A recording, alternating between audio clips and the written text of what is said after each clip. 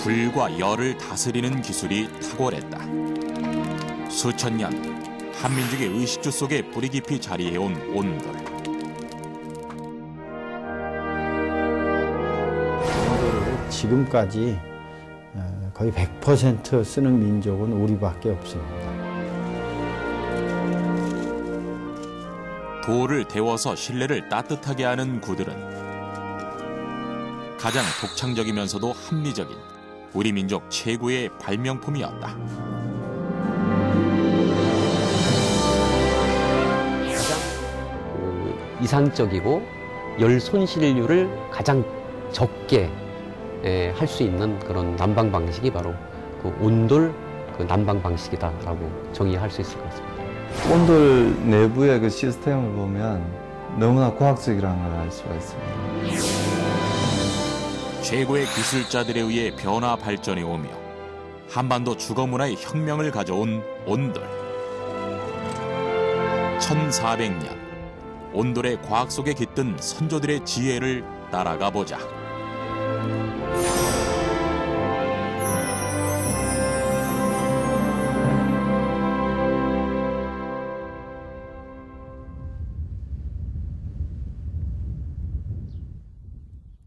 전남 완도군의 청산도.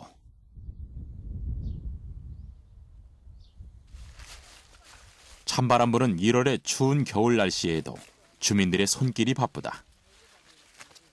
파릇파릇하니 이른 봄을 알리는 봄동 수확이 한창이다. 이곳에서 주민들은 봄, 여름에는 벼를, 겨울에는 채소를 키우는 이모작을 하고 있다.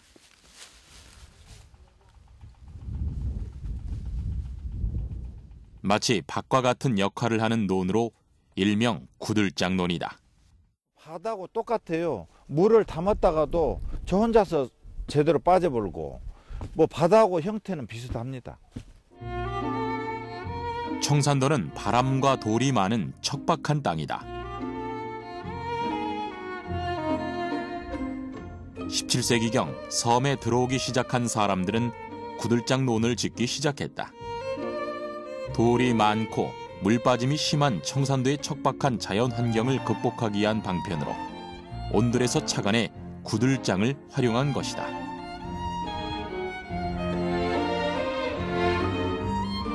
구들장논은 국내에서 청산도가 유일하다. 구들장논을 활용하고 있는 청산도 3개 마을에서는 물이 흐르는 곳이자 물을 담아 놓는 수로와 물이 빠지는 수구를 쉽게 찾아볼 수 있다.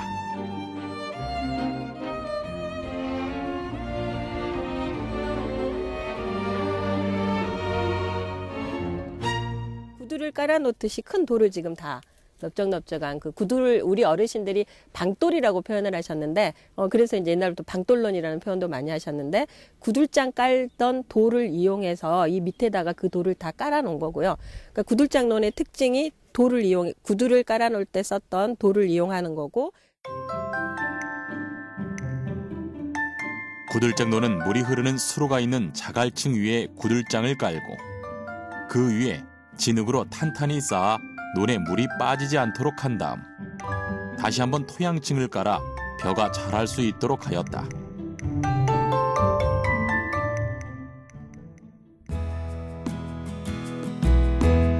주위에서 흔히 구하는 돌, 그리고 온돌에 사용했던 돌을 그대로 활용한 것인데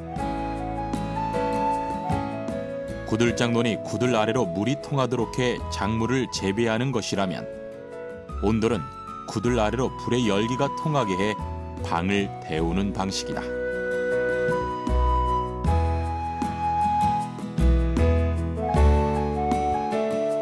전통 가옥의 건축 방법을 논을 만드는 기술에 응용한 것으로 선조들의 지혜가 엿보인다.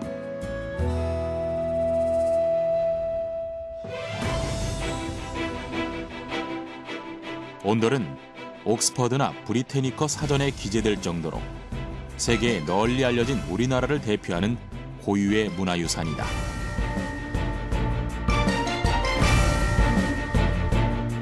최근 들어 온돌이 세계 각지로 수출되며 더욱 각광받고 있다. 21세기 첨단 시대에도 우리의 전통 난방 기술이 세계적으로 인정을 받는 것인데 한국을 대표하는 문화과학 브랜드가 된 온돌. 우리 민족은 언제부터 왜 온돌을 사용하게 된 것일까?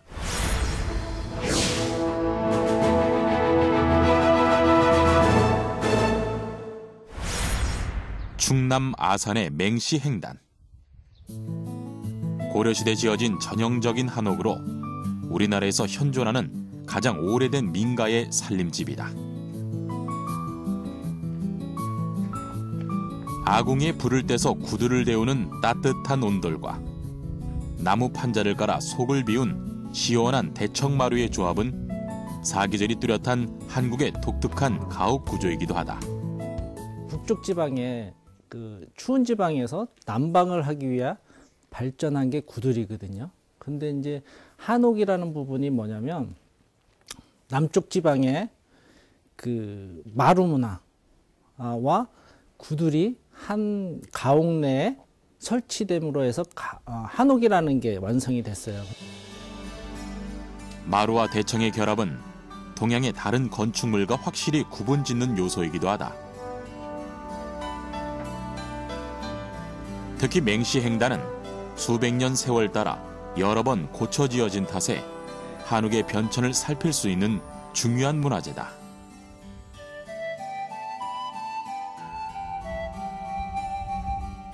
온돌도 처음부터 있었던 것이 아니라 1482년 집을 보수하면서 설치된 것으로 대문체에 굴뚝이 따로 없고 화방벽 중간쯤 높이에 암기와 한 장 크기로 구멍을 내어둔 것이 흥미롭다. 지금은 부엌이 없고 방을 데우는 역할만 하는 아궁이가 남겨져 있는데 융성했던 옛날과 달리 아궁이의 수도, 규모도 훨씬 줄어든 상태라고 한다. 아궁이 3개 있었지. 예, 아궁이. 3개 있었는데 지금은 하나를 그냥 저렇게 만들어 놓은 거지. 고래가 4골이었어, 4골. 4골이 워낙 한옥집은 4골인데 방이 뜨겁지, 골고루. 불 때문에. 온돌은 바닥에 깐 구두를 달구어 방을 데우는 방식의 난방 구조다. 겉으로 드러나지는 않지만 맹시 행단의 온돌에는 아궁이에서 구들로 넘어가는 지점에 분엄기가 없는 점에서 주목할 만하다.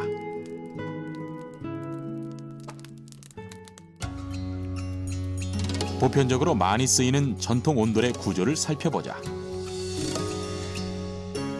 아궁이에서 불을 떼면 열기가 분엄기를 넘어 구들 전체에 전달된 후 열기가 빨리 빠져나가는 것을 막는 개자리를 지나 연기를 배출하는 굴뚝으로 이어지게 된다.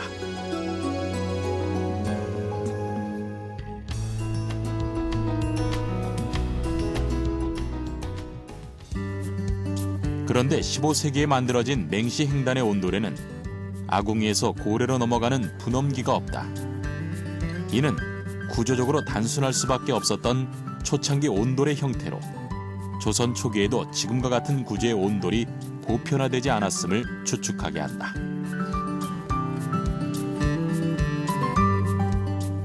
그렇다면 온돌은 언제부터 어떻게 만들어진 것일까?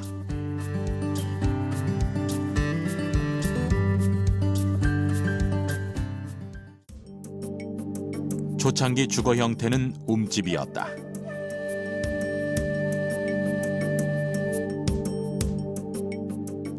내부에 화덕을 두어 난방을 했던 것이 취사를 위한 부뚜막이 분리되면서 난방 방식이 달라졌고 온돌이 나타나기 시작했다.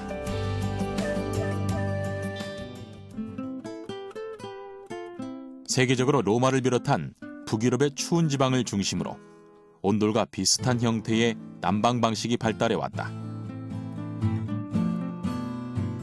그중 동북아시아에서는 중국의 만주 지역과 시베리아 연해주 지방을 중심으로 그 흔적들이 나타나고 있다.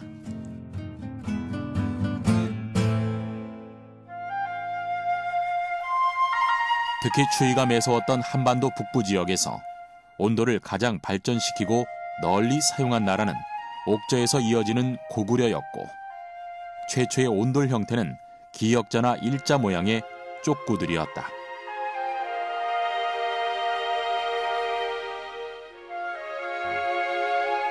중국 구당서의 동의전을 보면 겨울에는 모두 기다란 구두를 만들고 그 아래에서 불을 태워 따뜻한 열기로 난방을 한다 하여 고구려의 온돌 문화가 있었음을 보여주고 있다. 고구려의 무덤 벽화에도 구들이 나타나 있다. 온돌이 일부분이라 신발을 신는 입식 생활에 의자와 탁자를 사용하고 커튼과 같은 휘장을 사용해 바람을 막았다.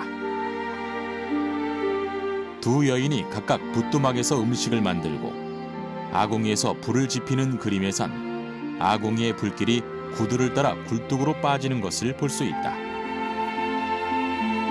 또한 당시 상류계층에서는 철제 화로와 같은 별도의 설비를 두었던 것으로 보인다. 그러나 어디까지 지금과 같은 형태를 갖추지 못한 부분 난방이었다. 방안 전체를 때우는 전체 난방인 온돌로 바뀌게 된 것은 대략 한 고려 시대 후기 정도로 보입니다. 그 최자의 보안집에 보면 한 13세기 초 무렵에 평안북도 고성 지역에서 방안 전체에 온돌을 했다는 그런 기록들이 보이고 있고요. 고려시대 문신인 최자의 보안집에는 다음과 같은 구절이 보인다. 수행자가 추운 겨울에 방안 구들에 앉아 조금도 추워하는 기색이 없었다. 사람들이 그가 얼어 죽을까 걱정해 시동을 시켜 급히 나무를 떼서 방을 데웠는데 수행자가 방을 나와 돌을 주워다 아궁이를 메우고 틈을 막아버리고 처음처럼 방을 데우려 하지 않았다. 조선 태조 이성계가 자주 머물렀다는 양주 회암사지에서는 우리나라 최대의 구들이 발굴되기도 했다. 발굴에서 드러난 54동의 건물 중 70% 정도가 구들을 놓았다. 승려들의 참선방이었던 서승당지를 보면 특이하게 E자형의 구들도 보인다. 그러나 온돌이 일반 민가에까지 널리 보급된 것은 아니었고 일부 관청이나 부잣집에서만 사용했다. 그리고 다음 기록이 주목된다. 선주의 나인들이 모두 말하기를 사대부집 종들도 온돌에 거처하는데 나인으로서 마룻방에 거처해서야 되겠는가. 하므로 이로부터 대궐에 온돌이 많아졌다. 17세기 비로소 온돌이 일반화된 것이다. 17세기 들어와서 임진왜란을 겪으면서 마침 우리나라가 그때 소빙기 시대에 접어듭니다. 기온이 무척 많이 떨어져서 사람들이 추위를 이기고자 이제 온돌을 서서히 이제 많이 사용하게 되는데 구들 놓는 방법부터 개선이 되기 시작하면서 이제 사대부를 중심으로 퍼졌고 그래서 궁궐에서도 17세기에 들어와서는 이제 궁녀들 방까지도 이제 온돌을 바뀌게 됩니다. 17세기 말부터 가옥의 중심이 된 온돌. 특히 궁궐의 온돌은 뛰어난 기술의 독특한 구조를 보여준다. 왕비의 생활 공간인 교태전을 보면 온돌방 밑을 통과한 연기가 후원에 있는 아미산 굴뚝으로 연결돼 있다. 온돌의 기능뿐 아니라 십장생과 같은 부귀영화를 기원하는 여러 무늬를 새겨 넣어 아름다운 조형 장식물의 역할까지도 하고 있다.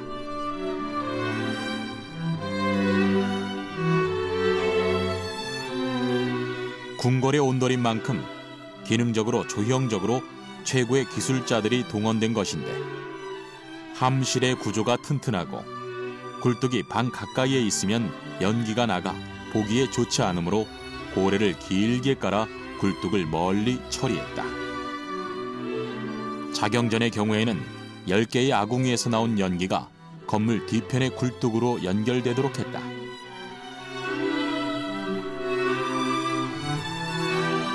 마치 집처럼 석가래와 지붕을 얹은 건물 위에 작은 굴뚝들을 만들어 연기가 나오도록 한 것이다.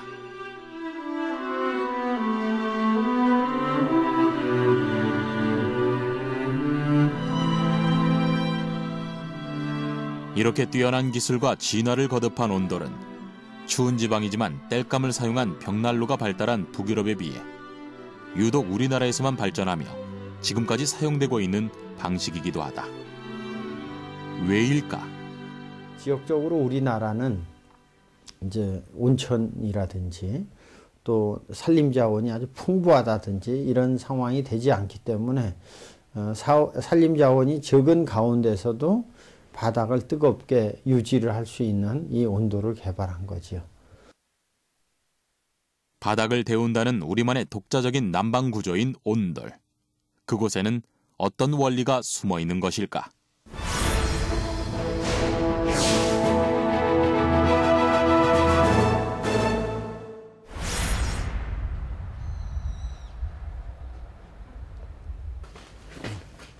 제작진은 김준봉 교수의 도움을 받아 온돌의 구조를 좀 더 세밀하게 살펴보기로 했다. 우리가 이렇게 접촉 난방을 통해서 먼저 어떻게 열기가 이동하는지 보기 위해 온돌을 작은 모형으로 만들고 구들장을 깔지 않고 유리관을 덮어 관찰해봤다. 아궁에서 올라온 열기와 연기가 여러 개의 통로처럼 나 있는 고래 자리를 지나 굴뚝으로 빠져나가는 것을 볼 수 있다.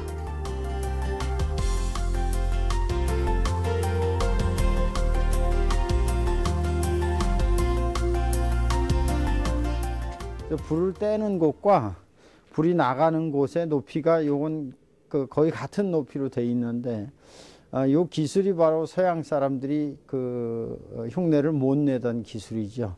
그래서 아궁이와 굴뚝은 항상 굴뚝은 높고 아궁이는 낮아야 되는데 아궁이와 굴뚝을 같은 높이로 해서 불이 뜨거워진 불이 절대 나가지 않게 이제 만들어 놓은 형태라고 볼 수 있습니다.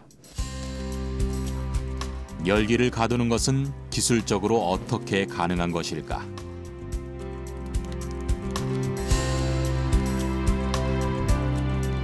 온돌은 기본적으로 뜨거워진 불이 팽창해서 올라갔다가 식으며 무거워져서 가라앉는 부력의 원리가 적용된다.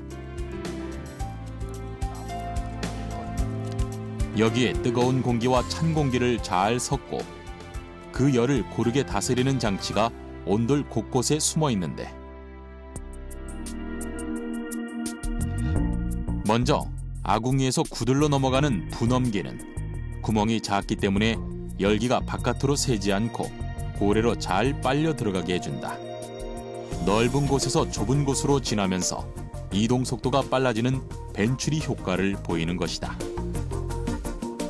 고래 전체를 통과하는 그런 추진력을 말하자면 얻게 되는 게 벤추리 덕분이다. 이렇게 이제 말씀을 드릴 수가 있습니다. 만약 그런 구조가 없다면 구들장 밑으로 이제 연기가 잘 침투하지 못하고 아궁이 밖으로 연기가 많이 새 나올 거라고 예상이 됩니다. 그래서 그 부분도 우리 선조들이 발명한 아주 중요한 부분 중에 하나라고 이야기를 할 수가 있고요. 분엄기를 지난 열기는 입구 쪽에 움푹 패여 설치된 구들개 자리에서 소용돌이 치듯 와류를 형성하며 고래 곳곳으로 열기가 퍼져나간다.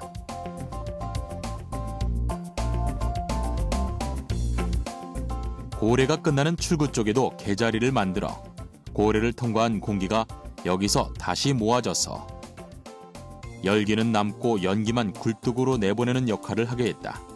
마지막 열기까지 잡아 방을 데우는 것이다. 과학적이라는 게 유동이 그냥 빨리 지나가게 만드는 게 아니고 적당히 천천히 지나가게 만들, 어떤 부분은 빨리 지나가야 될 부분은 빨리 지나가도록 구조를 만들고 천천히 지나가야 되는 부분은 천천히 지나가도록 구조를 만들어 놨어요. 우리 선조들이. 그게 벌써 2000년 전에 일어난 일이니까요. 정말 놀라운 일이라고 할 수 있습니다. 온돌의 난방은 아궁의 열기를 구들장에 축적한 다음 이 에너지가 서서히 방열되면서 실내 공기를 따뜻하게 유지하는 방식이다. 이는 서양의 전통적인 난방 방법인 벽난로나 라디에이터처럼 바닥이 아닌 공기만 따뜻하게 하는 대류 방식과는 확연히 구분된다. 라디에이터 방식은 대류 방법이죠. 대류식 난방 방법이 돼서 공기를 데피게 되면 뜨거운 공기는 위로 올라가고 찬 공기는 아래로 내려오는. 그에 비해서 우리 온돌은 이제 방안 전체를 갖다가 이렇게 열로서 가열하는 그런 복사 난방법이 되다 보니까 방안의 온도를 전체적으로 고르게 데펴주는 그런 원리, 그런 방법을 갖추고 있다고 볼 수 있을 것 같습니다. 지리산 반야봉의 칠불사. 여기에는 고래 온돌의 꽃이라고 할 수 있는 아짜방이 있다. 한번 불을 떼면 석 달 열흘 온기를 보존한다는 전설의 구들이다. 아짜방은 승려들이 참선을 하는 방으로 방바닥의 모양이 아짜 형태여서 붙여진 이름이다. 안쪽 십자 부분은 한 단 낮게 꾸미고 내 귀는 높게 만들어 앉았을 때 발바닥이 편안하고 여유롭게 바닥에 닿게 된다. 일반적인 일자형이 아닌 격자형이다. 지금은 일반 부뚜막 아궁이처럼 개조되었지만 원래는 불을 떼는 곳에 지금보다 훨씬 큰 함실 아궁이를 두어 불길이 부채살 모양으로 들어가 남북으로 놓인 고래를 통하여 북쪽 벽 바깥 가운데에 있는 굴뚝으로 연기를 내보내도록 했다. 현재 굴뚝에는 노쇠판이 있어 처음 불을 뗄 때는 연기가 빠져나가게 열어놓고 불을 다 뗀 다음에는 완전히 열을 가둬놓아 열이 빠져나가지 못하게 하고 있다.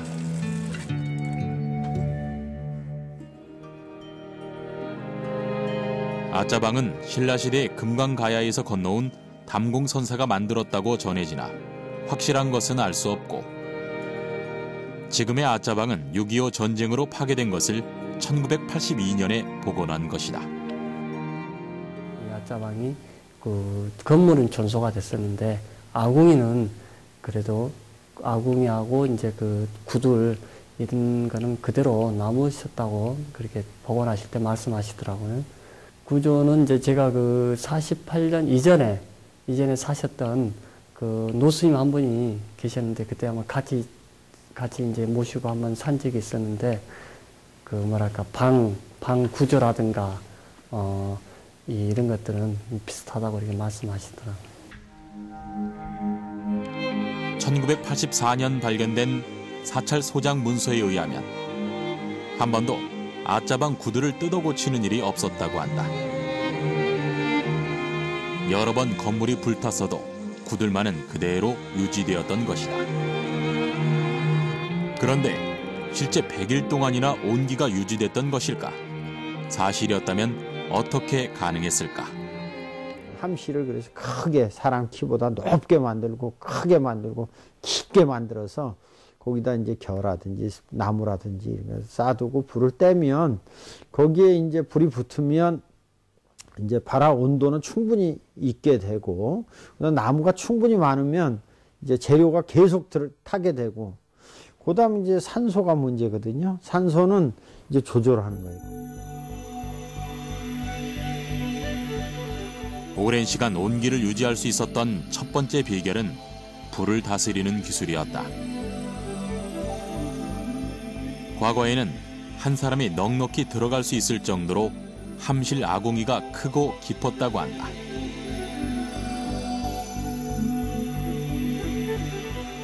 연료를 넉넉히 쌓아놓고 숯가마처럼 불씨를 꺼뜨리지 않게 한 것이다.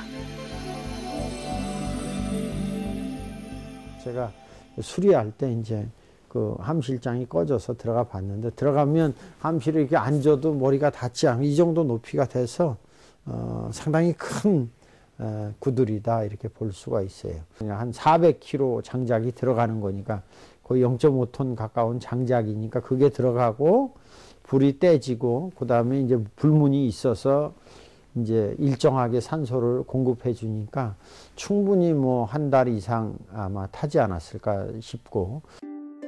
그리고 두 번째 비결은 구들 그 자체였다. 해체 당시 발굴에 의하면 고래의 폭이 30cm에 고임돌의 높이가 40cm로 20cm가 넘는 두꺼운 구들도 상당수 발견되었다. 두꺼운 구들을 데워지는데도 식히는데도 오랜 시간이 걸렸으니 배기를 좋게 데우는 최고의 기술이 적용된 것이다. 누구도 이렇게 짓지를 못하시는 것 같더라고요. 그 구조의 어려움이랄까 이런 것 때문에. 그래서 그 지어놓을 당시에 당나라까지 이게 그 소문이 났다 하더라고요. 이 굉장히 특이한 그 방이 있다는 거를. 그래서 이제 이러한 이제 그 연유로 해서 이제 그 금강산의 마하연 선원과 지리산에 이 그 칠불사가 그때 당시에는 아주 그 유명한 그런 선원이고 사찰이었거든요. 온돌은 일찍이 한국을 찾은 외국인들에 의해 그 독특하고도 과학적인 난방법으로 강한 인상을 남기며 해외에 여러 번 소개되었다. 1883년 미국의 퍼시벌 로웰이 쓴 조선 조용한 아침의 나라에서도 온돌을 기록하고 있다. 온돌은 겨울철 방안을 따뜻하게 하는 일종의 화로 역할을 한다. 불을 떼면 열기가 마치 벌집처럼 돼 있는 미로를 따라 방바닥에 넓게 퍼진다. 아이디어가 뛰어나다.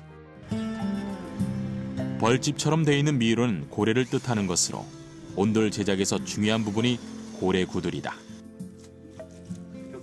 구들 바닥을 다지고 아궁이와 굴뚝의 자리를 잡고 나면 가장 먼저 아궁이 함실 앞에 구들개 자리와 고래턱인 분엄기를 만든다.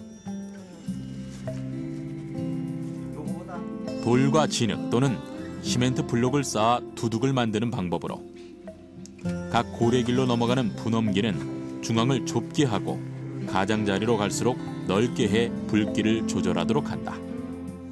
굴뚝 쪽에서 불을 당겨주니까 복판 쪽이 제일 뜨십니다. 그래서 복판 쪽을 뜨시니까 가 쪽은 추겁고 하니까 가 쪽을 뜨시게 하려면 복판 쪽으로 불을 적게 가게 해야 되겠죠.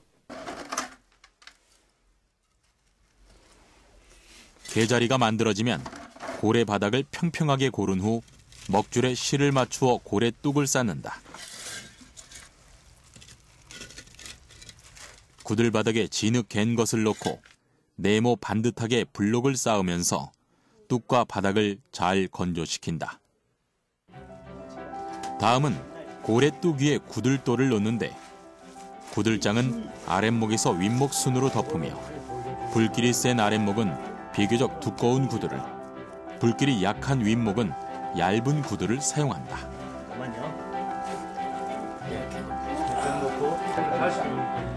구들장끼리 최대한 밀착시키고 틈이 나는 곳은 작은 돌멩이나 흙으로 채워나가는 새침을 한다. 여기는 새침을 하게. 떡 조금만 하면 돼요. 너무 많이 하면 안 되니까. 구들을 깔고 고래 개자리와 굴뚝 개자리까지 갖추고 나면 기본 윤곽이 드러나고 이후 마감을 하고 아궁이와 굴뚝을 세우면 완성된다. 보통 온돌 기술은 각각의 규격화된 크기보다는 방이 놓이는 지리적 조건과 아궁이와 굴뚝의 위치, 그리고 오랜 세월 쌓아온 경험에 의해 좌우된다. 그 중에서도 최고의 기술력을 요하는 것이 역시 열기를 조절하는 개자리 설치다. 빨리 떨어지니까 여기서 또 들어오는 거예요. 그러면서 개자리 나가기 전에 여기서 막았던 것처럼 이쪽에도 막아주는 거예요. 그래서 그래야만 방이 골고루 뜨십니다. 그러니까 구들에는 요거 막아주는 거, 이쪽에 앞뒤에 막아주는 거, 그게 이제 제일 중요하다고 볼 수 있어요. 같은 방임에도 구들의 두께를 달리했고 세부적인 여러 장치들을 두어 난방의 기술을 발전시켜온 온돌. 방을 골고루 데우기 위한 또 하나의 요소가 고래의 종류가 다양하다는 점이다. 고래에는 서민들이 많이 쓰는 것으로 불길이 이리저리 들어가도록 괸돌을 흩어서 놓은 허튼 고래와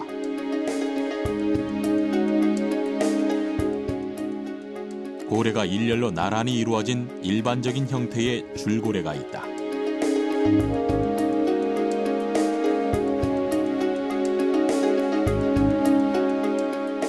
또한 고임돌과 고래가 휘어졌거나 기역으로 이루어진 구분고래와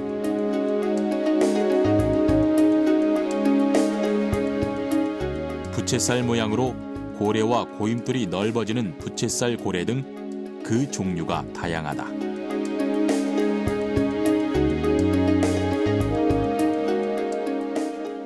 건축 양식에 따라서 한옥의 구조에 따라서 그리고 크기에 따라서 선택할 수 있는 고래들이 있죠. 고래를 어떻게 설치하냐에 따라서 온도 분포가 달라지게 됩니다. 그러니까 방바닥에서의 온도 분포가 달라지게 되는데요. 고래의 형태에 따른 차이점을 살펴보기 위해 줄고래를 비롯해 아궁이 옆에 굴뚝을 세워 고래가 되돌아오게 한 되돈고래, 그리고 굽은 고래와 허튼 고래를 비교해 보았다.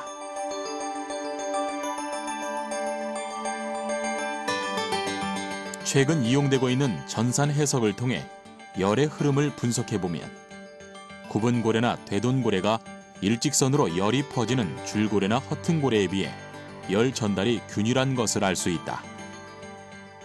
굽은 고래는 이렇게 사선으로 지나가도록 그렇게 고래 구조가 만들어진 건데요. 그게 조금은 더 균일하게 온도 분포가 되는 걸 발견할 수 있었습니다. 그 되돈고래는 연기가 한 바퀴 돌아서 나오도록 되어 있기 때문에 이 고래 구조 역시 허튼 고래나 줄고래에 비해서 조금은 더 온도가 균일하게 나온다는 걸 발견을 했었습니다. 고래의 형태에 따라 아궁이와 굴뚝, 개자리의 위치가 달라졌고 열의 전달도 달라졌다. 이렇듯 수많은 시행착오를 거치며 다양한 형태의 고래와 기술이 발전하면서 온돌이 한옥을 구성하는 주거 양식으로 정착하였고 동시에 우리 민족의 삶에도 지대한 영향을 미쳤다. 온돌 문화는 우리 민족에 지대한 영향을 끼쳤죠. 뭐냐면 우리 민족이 지금 좌식 문화인데 대부분 이제 앞바다리 뭐 이렇게 불러지는 우리 방바닥에 이제 앉는 건데 그거는 왜 그런 문화가 발생이 됐냐면 우리가 이제 아궁이가 구두를 놓음으로 해서 바닥이 따뜻하니까 자꾸만 바닥으로 내려앉는. 그러니까 이 온돌이 구들이라는 것은 우리 문화, 우리 한민족의 문화에 절대적인 영향을 미친 중요한 요소라고 할 수 있습니다.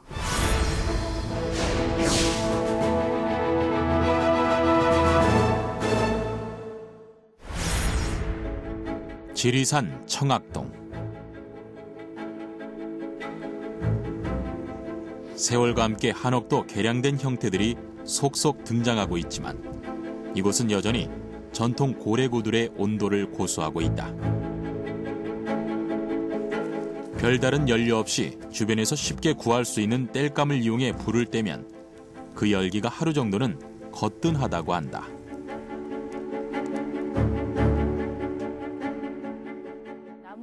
이런 나무를 한 6덩이 정도, 2번 정도 넣으면 다음날 저 오후까지 따뜻해져요. 이게 온돌이 두꺼워가지고 데우는데 시간이 좀 오래 걸리는데 그 대신 오래 가요. 그 다음날까지. 자연 친화적인 난방 구조로 꼽히는 온돌은 취사와 난방을 동시에 해결하는 효율적인 에너지원이기도 하다. 밥을 짓기 위해 아궁이에 불을 떼면 부뚜막에 가마솥을 데우고 남은 열기가 연기로 전달되어 방바닥 구들에 저장돼 방 기온을 유지시켜준다.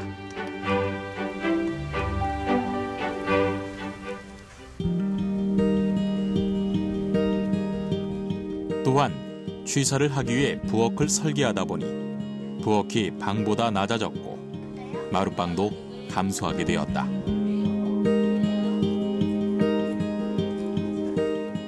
가족이 온돌을 중심으로 한자리에 모이면서 우리만의 독특한 안방 문화도 발달했다.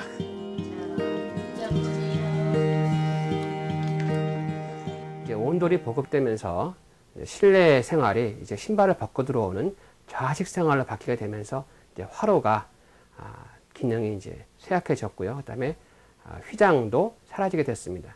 그리고 창문이 이제 좀 커지면서 창호지 문이 본격적으로 보급됐죠. 또 아울러 이제 가구의 형태도 앉아서 생활하다 보니까 낮은 가구들이 널리 퍼지게 됐습니다. 도구도 온돌 생활에 적합하게 발달했다. 입식에 쓰이던 의자나 침상, 휘장 등이 사라진 대신 바닥에 앉아 생활하기 쉽도록 문갑이나 탁자 등 높이가 낮은 좌식 기구가 발달했다. 또한 신발을 벗고 들어가 위생적인 생활을 가능하게 했고 옷도 앉고 일어서기에 편리하도록 한복과 같이 품이 넓은 옷이 발달하며 큰절을 하는 예절이 발달했다. 좌식을 하려면 바닥이 뜨겁지 않고는 안 되는 거죠. 그래서 이제 우리가 온돌을 개발을 했고 온돌을 유지했는데, 그러니까 온돌이라는 것은 좌식하고는 뗄래야 뗄 수가 없어요. 그래서 온돌은 좌식을 유지하기 위한 그 필수적인 그 난방 방법이다, 이렇게 생각할 수 있습니다. 온돌은 건강에도 적합한 난방 방식으로 꼽힌다. 연기와 재가 분리된 구조로 유해 물질이 없고 실내 온도도 적당하다. 보통 인체에 가장 쾌적한 평균 실내 온도는 15도에서 18도 정도다. 바닥은 따뜻하고 공기는 쾌적한 온돌이 가장 적합한 것인데, 일찍이 우리 민족은 아플 때면 절절 끓는 구들 위에서 몸조리를 하곤 했다. 방이 따뜻하니까 우선 아기를 낳고 나면 몸을 따뜻하게 해야 되잖아요. 근데 애기 너무 따뜻하다 보니까 허리도 찢어지고 몸이 많이 좋아진 것 같아요. 예부터 온돌의 효능은 익히 알려져 왔다. 구황 차려를 보면 뜨끈한 구들방은 병을 치료하는 데 아주 요긴한 시설이다 하였고, 조선왕조실록에 보면 부모의 분묘를 지키는 데 있어 온돌에 자기하여 병이 들지 않게 하고 등 질병과 온돌에 관한 기록이 자주 등장한다.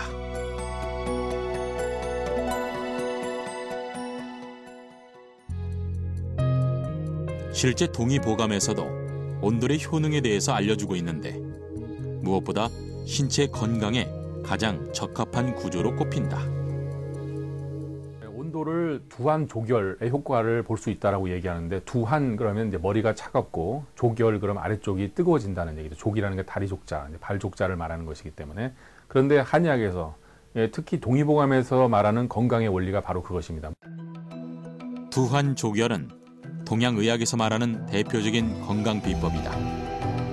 상체가 차갑고 하체를 따뜻하게 해 신체의 건강을 유지하고 기운을 아래쪽으로 내려 화를 다스리는 적합한 방법으로 꼽히는데, 온돌이야말로 아래쪽을 따뜻하게 해서 기운을 내려주는 자연스러운 구조인 것이다.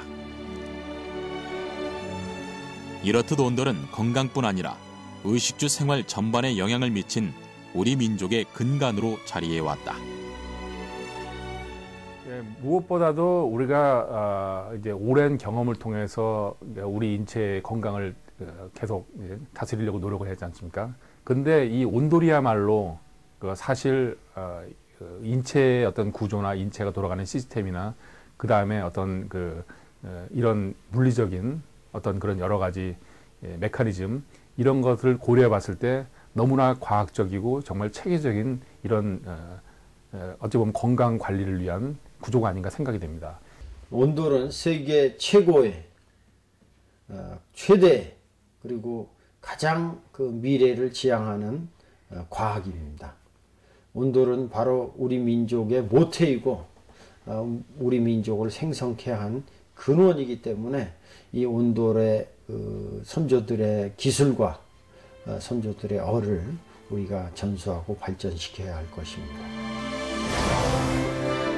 추위를 나기 위해 북쪽 지방에서 생겨난 온돌은 자연 환경을 극복하기 위한 생존 방식이자 우리 민족의 생활 방식을 바꾼 주거 혁명이었다.